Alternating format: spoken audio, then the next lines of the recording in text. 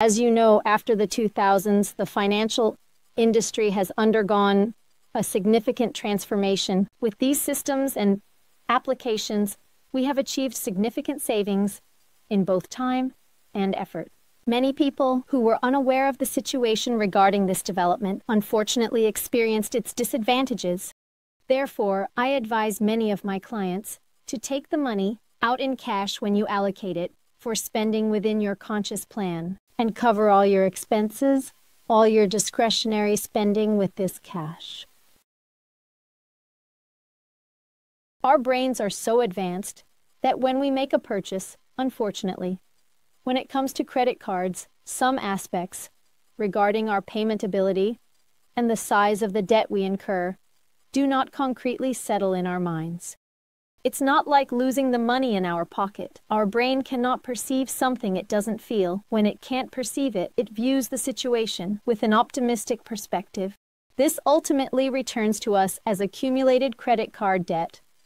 If someone were to come to you while making a spending decision and say, "Fulia, you have this much debt. You haven't paid this much.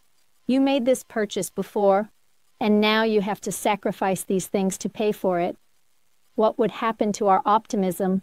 It would immediately turn into rationality. Therefore, credit card expenditures are generally made in a very scientific manner, under a certain hypnosis. One of the most important points is that we do not recognize ourselves as individuals. Because we are perceived, we sometimes cannot restrain ourselves in certain situations, especially what will others say.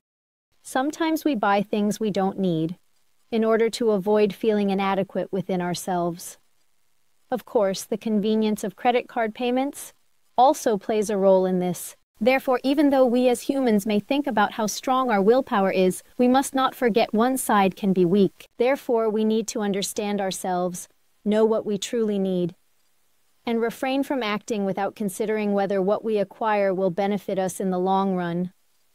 One of the biggest drawbacks of not having physical cash is its impact on our memory.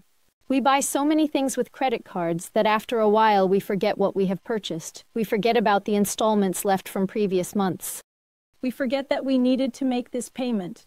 Many of our payments are already on automatic payment. Automatically, our brain does not realize that it needs to keep any expense item in memory. Since the mind does not automatically record these, we begin to take our financial losses much more lightly. My next goal and advice to you is, please everyone sit down and take control of your spending.